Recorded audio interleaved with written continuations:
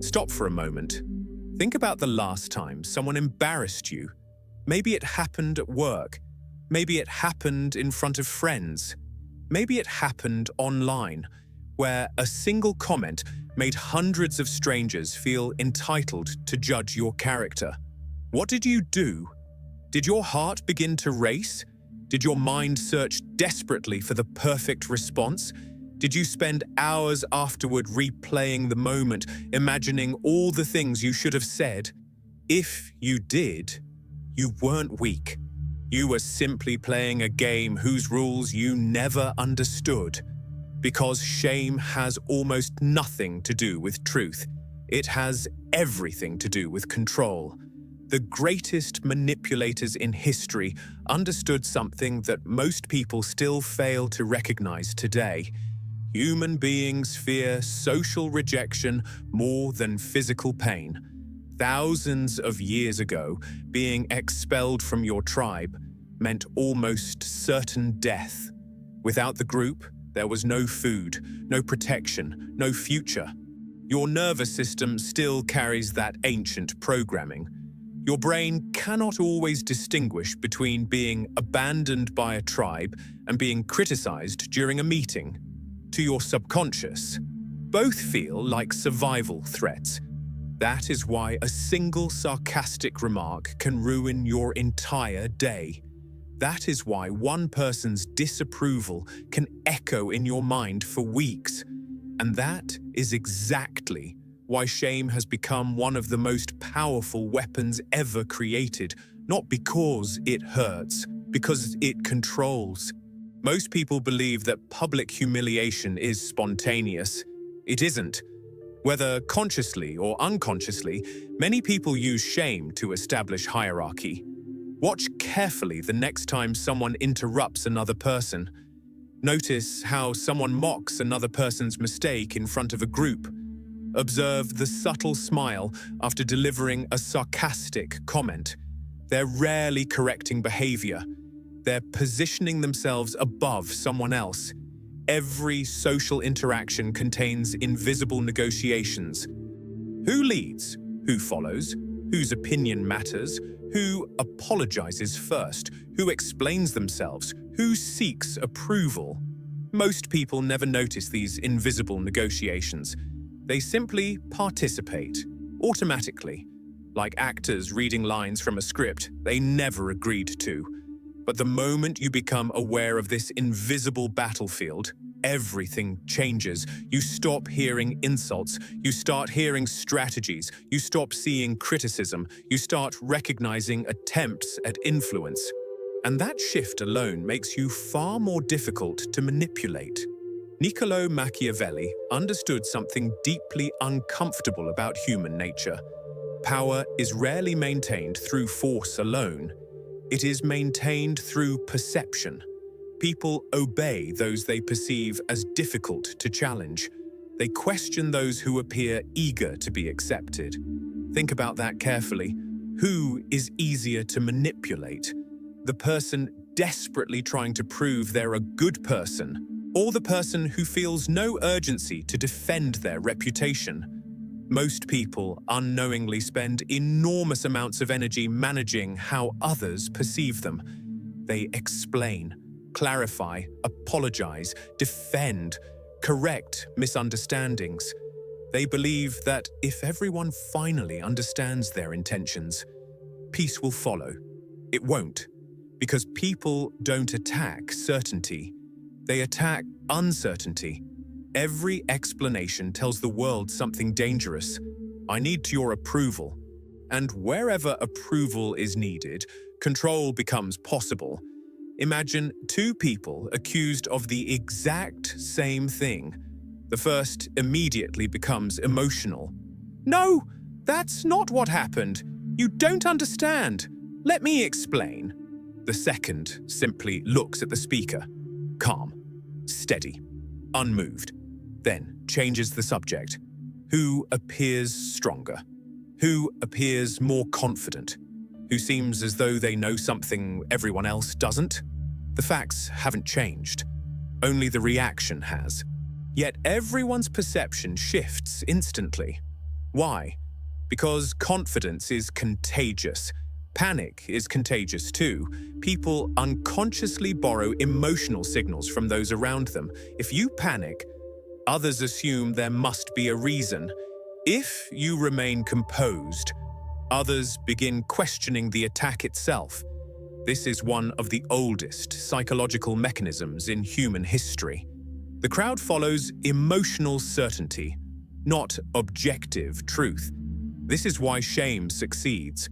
Not because the accusation is accurate, but because the target agrees to participate.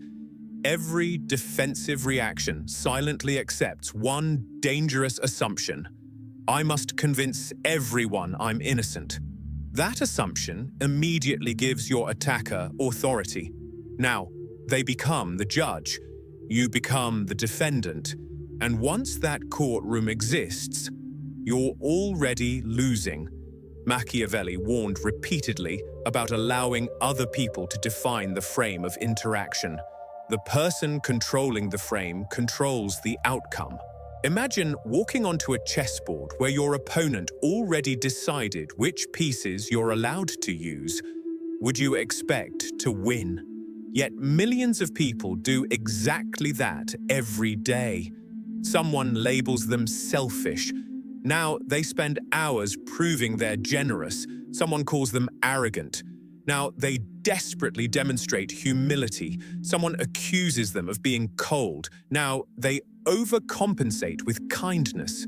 Notice what happened. They never questioned the accusation. They only argued inside its boundaries. That is psychological surrender. The strongest individuals rarely rush to defend their identity. Not because they enjoy conflict, because they know identity cannot be negotiated. If you truly know who you are, why would someone else's opinion require immediate correction? A mountain doesn't argue with the weather. The ocean doesn't explain itself to the rain. Nature never debates its own existence. Only insecure minds feel compelled to justify themselves.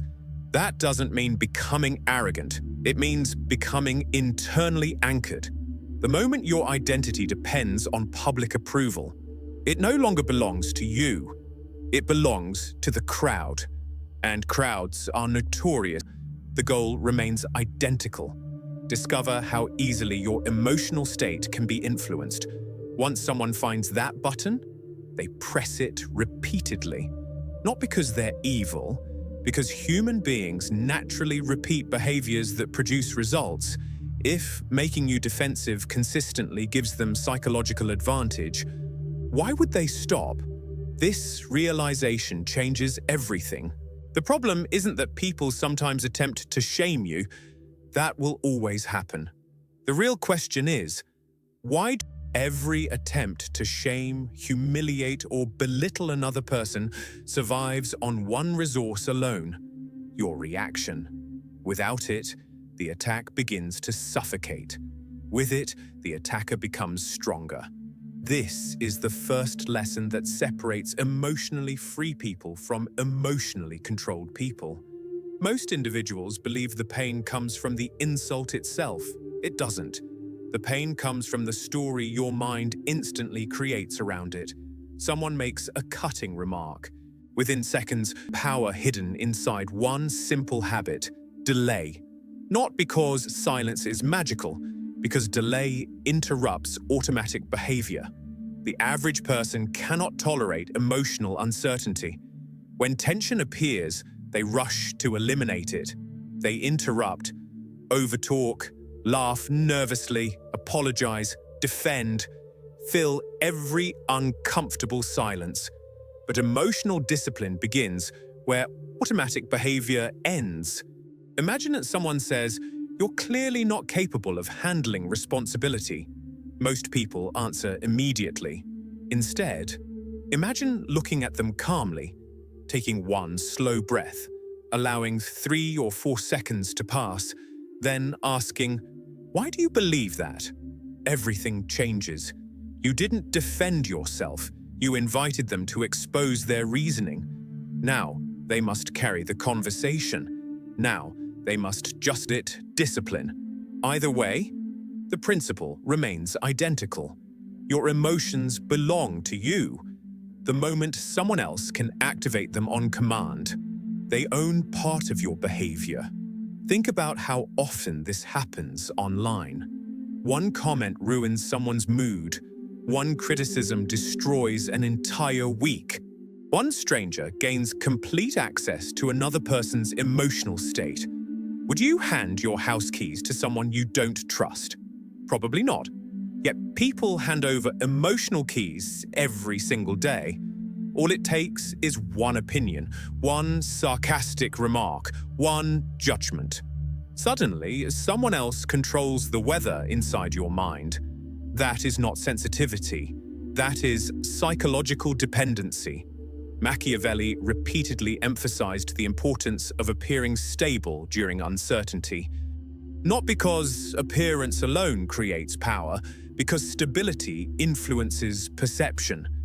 Human beings constantly search for emotional anchors. When chaos appears, people instinctively look for whoever seems least affected. That person becomes the reference point. Imagine two leaders during a crisis. One begins panicking, talking rapidly, changing decisions every minute. The other listens, pauses, speaks deliberately, maintains composure. Which one inspires confidence? Not necessarily the smarter one, the calmer one. People follow emotional certainty before intellectual certainty. Always have, always will. This leads to another dangerous mistake: trying to win every argument. Many battles are unwinnable because they were never about facts. They're about status. Someone determined to embarrass you rarely changes their mind because of logic. They change their behavior when the strategy stops producing results. Imagine pressing a vending machine button. Nothing happens. Would you keep pressing forever? Eventually, you walk away. Manipulators operate similarly. If provoking you consistently fails, many eventually search for easier targets, not because they've become better people, because reinforcement disappeared. Behavior without reward naturally declines. Your emotional neutrality becomes invisible armor. There is another layer most people overlook. When you react emotionally, you narrow your thinking. Neuroscientists describe this as reduced cognitive flexibility. Your brain shifts from strategic thinking into survival thinking. You stop analyzing. You start protecting. That is exactly where manipulators want you. Confused people make impulsive decisions. Emotional people reveal information. Defensive people expose insecurities.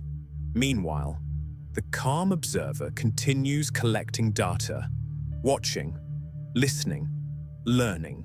Every emotional outburst tells others something valuable about you. What makes you insecure? What triggers anger? What creates guilt? What causes fear? Information is power. Every uncontrolled reaction gives it away for free. This does not mean becoming emotionally cold. Quite the opposite. Healthy emotional strength isn't about feeling less. It's about becoming impossible to control through what you feel. You can experience anger without becoming anger. You can experience embarrassment without becoming embarrassed. You can experience criticism without surrendering your identity. Emotions become visitors, not rulers. This distinction changes everything. Imagine carrying a glass of water filled to the very edge. Every small bump spills it. Now imagine carrying the same glass only halfway full. Suddenly, movement no longer creates disaster. Most people walk through life emotionally overflowing. Every criticism spills confidence. Every rejection spills peace. Every disagreement spills self-worth. Your goal isn't eliminating movement, it's creating internal capacity. The deeper your emotional foundation, the less the outside world can shake it. One of the greatest illusions in modern society is believing that respect comes from convincing everyone you're right. Real respect often comes from demonstrating that your identity doesn't depend on winning every conversation. Strong people choose carefully where their energy goes. Weak people feel obligated to respond to everything, every accusation, every rumor, every misunderstanding, every opinion. Soon they're exhausted, not because life is difficult, because they're fighting battles that never deserved their attention. Attention is a resource. Guard it carefully. Whatever receives your attention receives your life. There is an old strategic principle. Never wrestle in someone else's arena.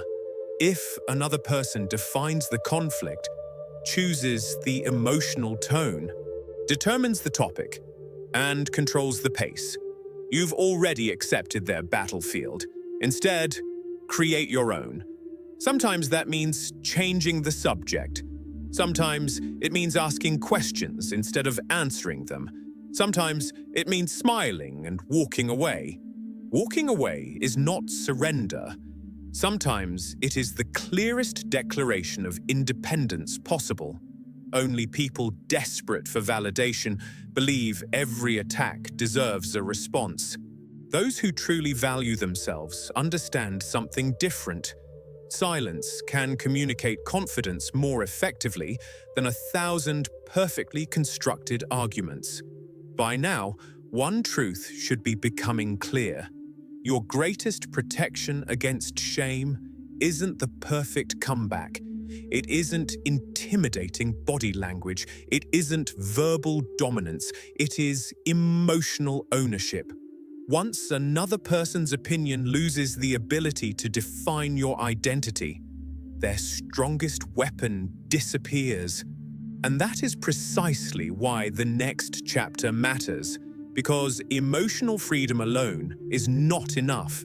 You must also understand how to reverse the psychological game itself, how to shift invisible power without shouting, without threats, without begging for respect. Most people believe power is something you display. They imagine dominance as louder voices, sharper insults, faster comebacks, or intimidating body language. But that isn't how real power works. Real power is rarely loud. It is structural, invisible. It exists beneath the conversation, quietly shaping everything that happens above it. That is what Machiavelli understood better than almost anyone. He wasn't teaching people how to win arguments. He was teaching them how to control the environment in which arguments occur. And those are two completely different skills. When someone attempts to shame you, they aren't simply attacking your words. They're trying to control the frame. The frame is the invisible story everyone unconsciously accepts. If someone publicly says, "You're irresponsible," there are suddenly two possible realities. Reality one, you begin defending yourself. Now, everyone discusses whether you're responsible or not. The frame belongs to them. Reality two, you ignore the accusation completely and ask, what made you decide this was the right moment to say that? Now, the conversation has changed. Nobody is evaluating your character anymore. They're evaluating their behavior. That single shift changes the balance of power. Not because you won, because you refused to play the game they designed. The greatest strategists rarely fight inside someone else's narrative. They quietly create a new one. Imagine a chess player. An amateur reacts to every move. A master shapes the entire board. Your goal is not to answer every accusation. Your goal is to redefine the interaction itself. This requires something most people lack: psychological distance. Distance doesn't mean becoming emotionally cold. It means observing before participating. When someone criticizes you, ask yourself silently, why this? Why now? Most criticism is not random. Sometimes it's insecurity. Sometimes it's competition. Sometimes it's frustration displaced onto the nearest target. Sometimes it's simply someone trying to elevate themselves by lowering someone's inner world. In fact, one of the strongest psychological positions you can occupy is quiet certainty. You know who you are, but you don't feel compelled to prove it. Notice how the most emotionally secure people rarely advertise their strength. They don't constantly remind everyone how confident they are. They don't announce their boundaries every 5 minutes. They simply enforce them, without drama, without speeches, without permission. That quiet consistency interrupts every uncomfortable moment. Silence isn't empty, it's pressure, and pressure reveals character. Let's examine another hidden principle. Most people chase approval. Strategic people chase clarity. Approval depends on other people. Clarity depends on yourself. Suppose someone says, "Everyone thinks you're difficult." The approval seeker immediately worries. Do they? Why? What did I do? The strategically minded person asks a different question. Is that actually true? If yes, opening the same door repeatedly. Boundaries aren't walls, they're filters. They determine who receives your time, your trust, your attention, and your emotional energy. Without boundaries, kindness slowly transforms into exhaustion. Eventually, resentment appears, not because kindness is wrong, because it lacked structure. Machiavelli understood that generosity without discernment weakens authority. Modern psychology agrees. Healthy relationships require reciprocal respect, not endless sacrifice. Now let's talk about composure under pressure. Pressure reveals preparation. Anyone can remain calm when life is comfortable. Real emotional strength appears during confrontation. The question isn't, can you stay calm? The question is, can you remain connected to your principles? This saves enormous emotional energy. Sometimes clarity is valuable. Sometimes distance is wiser. Learning which situation you're facing is part of maturity. There is another subtle shift that transforms social dynamics. Stop entering conversations trying to be accepted. Enter them trying to understand. Curiosity changes posture. Instead of worrying about how you're being judged, you begin observing, listening, learning. Ironically, people often respect. Imagine someone handing you a heavy backpack. You are free to refuse. Insults work exactly the same way. Opinions are offered. Interpretations are offered. Labels are offered. Acceptance remains your choice. This realization feels almost unsettling because it removes your favorite excuse. You can no longer blame everyone else for your emotional state. Freedom always carries responsibility. Machiavelli's greatest lesson was never cruelty. It was self-governance. Before leading others, learn to govern yourself. Before controlling situations, control your reactions. Before seeking influence, become difficult to influence. That is the true foundation of power, not domination, mastery. And that mastery becomes visible long before you speak. People feel it, even if they cannot explain why. There is one final lesson that separates people who occasionally resist humiliation from those who become permanently immune to it. It has nothing to do with confidence, nothing to do with intelligence, nothing to do with having the perfect comeback. It has everything to do with identity. Because every attack follows the same hidden path. People don't attack your body. They don't attack your words. They attack the story you tell yourself about who you are. If they can shake that story, they control you. Most people spend their entire lives building an identity out of other people's opinions. I'm successful because people admire me. I'm attractive because people compliment me. I'm intelligent because people agree with me. I'm valuable because nobody criticizes me. Do you see the problem? Every one of those identities belongs to someone else. The moment your worth depends on external approval, your life becomes public property. Anyone can manipulate it. Anyone can threaten it. Anyone can hold it hostage. Machiavelli understood something that modern psychology continues to confirm. Power begins the moment your internal judgment becomes stronger than external judgment.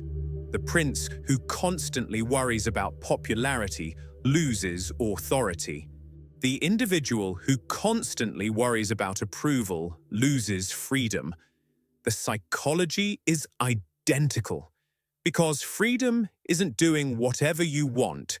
Freedom is no longer needing permission to be yourself. Think about the people who intimidate others without trying. They don't constantly explain themselves. They don't chase acceptance. They don't desperately repair every misunderstanding. Not because they're arrogant, because they've already decided who they are. Everyone else is simply observing. This creates an entirely different psychological dynamic. Instead of asking, "What do they think about me?" your mind begins asking, "What do I think about their judgment?" That single reversal changes everything. Because suddenly, not every opinion deserves access to your nervous system. Imagine someone walking up to you and criticizing a language you don't even speak. Would you feel ashamed? Of course not. Their judgment has no authority over your reality. Now imagine someone criticizing your deepest insecurity. Immediately, your heartbeat changes. Why? Because somewhere inside you, you already agreed with them. That is the uncomfortable truth. Shame doesn't begin with the attacker. It begins with your own hidden agreement. Every insult that hurts reveals unfinished work. Every criticism that keeps you awake points toward a belief you secretly carry. This is why some people remain perfectly calm while receiving brutal criticism. Not because the criticism is false. Sometimes it's completely true. But truth only hurts when you're hiding from it. When you've already accepted every imperfect part of yourself, the truth becomes harmless. Suppose someone says, "You're too quiet." You smile. Maybe. Suppose they say, "You're obsessed with your work." Possibly. Suppose they say, "You failed before." Absolutely. Now what? Where is the weapon? It disappeared. Because acceptance removes leverage. This is the paradox most people never understand. The strongest ego is not the one that believes it's perfect. The strongest ego has no need to be perfect. It simply refuses to outsource self-worth. Carl Jung once suggested that whatever remains unconscious controls our lives. The parts of ourselves we reject become easy targets. The parts we accept become untouchable. Your shadow is not your weakness. Ignoring your shadow is. That is why powerful people often appear strangely comfortable admitting mistakes. They don't panic, they don't over-explain, they don't collapse into shame. They simply acknowledge reality. Because reality cannot threaten someone who already accepts it. This is psychological armor, not pretending to be flawless, being impossible to emotionally blackmail. There is another layer to this. Most people spend enormous energy trying to protect an image. the image of being successful, kind, intelligent, strong, respected. But images are fragile. One rumor can damage an image. One embarrassing moment, one public mistake, one misunderstanding, one failure. Suddenly, everything collapses. Why? Because images require maintenance. Identity requires none. Your identity should never be, "I am someone everyone respects." Instead, "I am someone who behaves according to my principles." Notice the difference. The first depends on the crowd. The second depends only on you. Crowds change daily. Principles remain. Machiavelli repeatedly emphasized adapting to changing circumstances. Many misunderstand this. They believe adaptation means becoming fake. No, it means remaining loyal to your objective while changing your methods. Identity works exactly the same way. Your principles stay fixed, your strategies evolve, but your worth never fluctuates. Imagine standing inside a fortress. Outside, people shout insults, throw stones, spread rumors, mock you. Inside the fortress, nothing changes. Why? Because the walls don't negotiate with the weather. Become those walls. People often ask, "How do I stop caring what others think?" Wrong question. You'll never completely stop caring. Humans are social creatures. The better question is, whose opinion has actually earned the right to matter? That list should be incredibly short. Perhaps your closest family, a trusted mentor, someone whose character exceeds your own. Maybe 3 people, maybe 5, not 300. Not strangers online, not random co-workers, not insecure people projecting their frustrations, not people who benefit from your self-doubt. The fewer judges you allow into your internal courtroom, the freer you become. Here's another uncomfortable observation. People who constantly shame others rarely possess inner peace. Think about it. Happy people don't obsess over humiliating strangers. Secure people don't spend their days searching for flaws. Emotionally fulfilled individuals don't build identities by destroying someone else's. Public humiliation usually reveals private emptiness. Recognizing this doesn't mean feeling superior. It means recognizing what you're actually looking at. Pain disguised as dominance, fear disguised as confidence, weakness disguised as aggression. This realization creates compassion without creating vulnerability. You no longer hate the attacker. You simply understand them. And understanding removes fear. This doesn't mean becoming passive. Sometimes you should respond. Sometimes you should leave. Sometimes you should establish boundaries. Sometimes you should permanently remove people from your life. But notice the difference. You're no longer acting from emotional injury. You're acting from strategic clarity. One is survival. The other is leadership. There is tremendous power in becoming emotionally expensive. Most people are emotionally cheap. A stranger can ruin their day. A comment ruins their confidence. A disagreement ruins their sleep. A social media post ruins their week. Everything gets inside. Everything gains access. Everything influences them. Guard your mind the way wealthy people guard their investments. Not every person deserves emotional access.